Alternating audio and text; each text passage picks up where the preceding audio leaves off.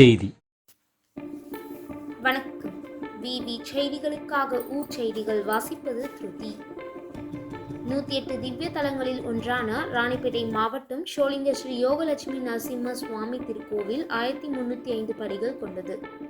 இத்திருக்கோவிலுக்கு தமிழகம் மட்டுமின்றி ஆந்திரா, கர்நாடகா, கேரளா உள்ளிட்ட பிற மாநிலங்களில் இருந்தும் பக்தர்கள் வந்து செல்கின்றனர்.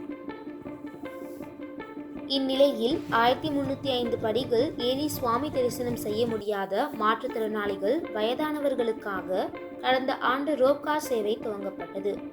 இதனால் நாள்தோறும் பல பகுதிகளில் இருந்து ஏராளமான பக்தர்கள் வந்து ரோப்கார் சேவை பயன்படுத்தி ஸ்ரீ யோகலட்சுமி நரசிம்மர், அமிர்தவல்லி தாயார் சுவாமியை தரிசனம் செய்து வருகின்றனர். இந்நிலையில் ரோப்கார் சேவை மாதாந்திர பராமரிப்பு செய்ய உள்ளதாகவும், இதன் காரணமாக பிப்ரவரி 9ஆம் தேதி முதல் 12ஆம் தேதி வரை 4 நாட்கள் நிறுத்தம் செய்ய உள்ளதாகவும், அதனால் ஆலயத்திற்கு வரும் பக்தர்கள் அனைவரும் படி வழியாக சென்று சுவாமி தரிசனம் செய்யலாம் என ஆலய நிர்வாகத்தினர் தெரிவித்துள்ளனர்.